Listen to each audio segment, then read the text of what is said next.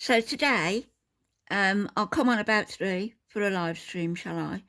And we'll discuss and have a laugh at and with Popcorn Sutton.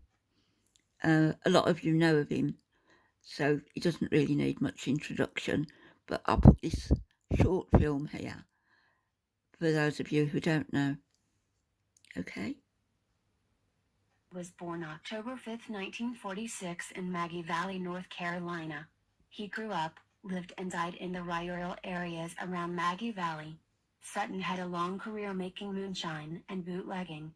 Sutton said he considered moonshine production a legitimate part of his heritage, as he was a Scots-Irish American and descended from a long line of Scots-Irish. moonshiners. A In the Celt. 1960s or 1970s, Sutton was given the nickname of Popcorn after his frustrated attack on a bar's faulty popcorn vending machine with a pool cue. Before his rise to fame at around 60 years of age, he had been in trouble with the law several times, but had avoided prison sentences. He'd been brewing for He was quite a long convicted time in before he achieved 1974 fame. of selling untaxed liquor and in 1981 and 1985 on charges of possessing controlled substances and assault with a deadly weapon, but he received only probation sentences in those cases. Sutton then wrote a self-published autobiography and guide to moonshine production called Me and My Liquor, and began selling copies of it in 1999 out of his junk shop in Maggie Valley. The New York Times later called it a rambling, obscene, and often hilarious account of his life in the trade. A woman named Ernestine Upchurch, with whom Sutton had been living in the 1990s, later said she helped write the book. At around the same time, Sutton produced a home video of the same title and released it on VHS tape.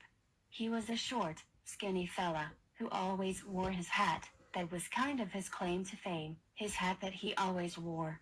And his bib overalls, he always wore bib overalls. Even when he came to federal court, he was wearing bib overalls.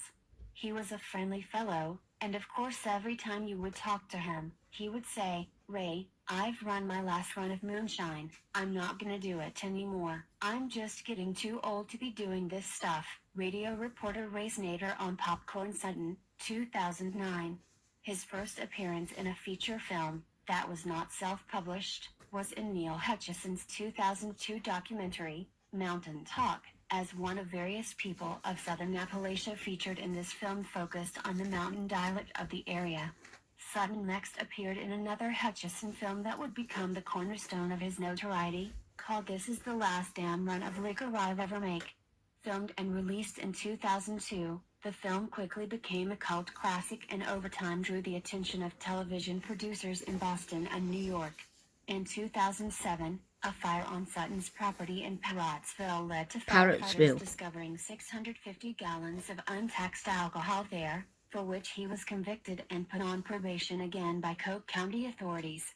Sutton was featured in the 2007 documentary Hillbilly, The Real Story on the History Channel. The source footage from the 2002 documentary was also reworked into another Hutchison documentary, The Last One, which was released in 2008 and was broadcast on PBS.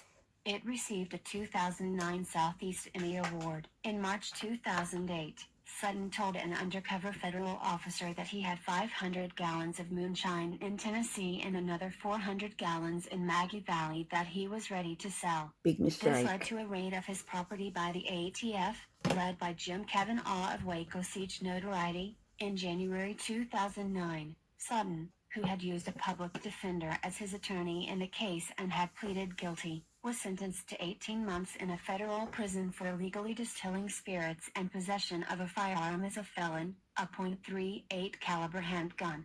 Sutton, 62 and recently diagnosed with cancer, asked the U.S. District Judge Ronnie Greer to allow him to serve his sentence under house arrest, and several petitions were made by others requesting that his sentence be reduced or commuted, but this time to no avail. The judge noted that Sutton was still under probation in Tennessee at the time of the federal raid, and said that putting a man on probation again after being convicted 5 times of various crimes would not serve the community interest. As he's got he also terminal noted Sutton's cancer, appearances on film surrounded by firearms and demonstrating how to make an exception could have been made. He said he had considered a harsher sentence of 24 months, but had decided on 18 months after considering Sutton's age and medical The condition. judge apparently was notorious for giving out heavy sentences. On March 16, 2009, apparently to avoid a federal prison term due to begin a few days later. His wife, Pam, whom he had married about 2 years before his death, returned home from running errands and discovered her husband in his green Ford Fairmont, which was still running, at the rear of their property in Parrottsville, Tennessee. Mrs. Sutton said he called it his 3-jug car because he gave 3 jugs of liquor for it. His daughter said he had told her in advance that he would commit suicide rather than go to jail, adding that the strength to die the way he lived, according to his own wishes and no one else's. Sutton's body was initially interred at a family graveyard in Mount Sterling, North Carolina. However, on October 24, 2009, it was relocated to his property in Parrottsville, and a public memorial service was held. His body was carried to its new resting spot by horse and carriage. Sutton's memorial grew in spectacle as country music singer Hank Williams Jr. flew in to pay his respects. A small memorial was also held for close friends and family. A conventional grave marker was used at the head of Sutton's grave, reading Marvin Popcorn Sutton ex-moonshiner October 5, 1946 March 16, 2009. He had also prepared a footstone in advance for his gravesite. So he was 63 and for years he had kept when he it by died. his front porch and had kept his casket ready in his living room. The That's epitaph strange. on his footstone reads, "Popcorn said, fuck you." There's a thing called Assafiti. Not many people this day and time even knows what that is.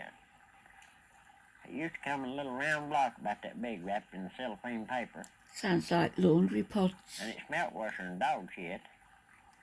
Doesn't sound like laundry pods. You take that and put it in a pint of liquor and let it dissolve. Takes a long time to dissolve. And if your stomach is killing you, ulcers or whatever, take you a drink of that, a couple of drinks maybe. It'll stop your stomach from hurting instantly. Guaranteed. It sure will. But a story about the Assafiti. I just happened to think of it. My mind ain't as long as my pecker, and that ain't very long anyway. But I got addicted to that stuff when I was a kid.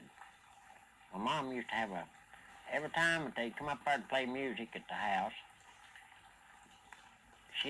them guys, they'd always bring a jar of liquor with them. Make music all night long, banjo, guitar, fiddles, all night long. Imagine that. She'd get her a little pint jar and she'd go around and ask them if they'd give her some of that liquor to make medicine out of it. And of course they would. So she'd put her a block of Assafiti in it. And I started drinking that when I was 6 years old. Gosh. And I'd get in the medicine cabinet, get me a big sup of that, and I was on cloud 9 for a couple hours. Addicted hell, at I didn't drink it for the medicine effect of it. I drank it for the damn alcohol. But I got addicted to that stuff. I love it right today. I don't even keep it around me, because if I did, I'd drink it all the time. It smells worse than shit, but I just got addicted to it, like somebody would cocaine or something. I don't take no dope. Gosh.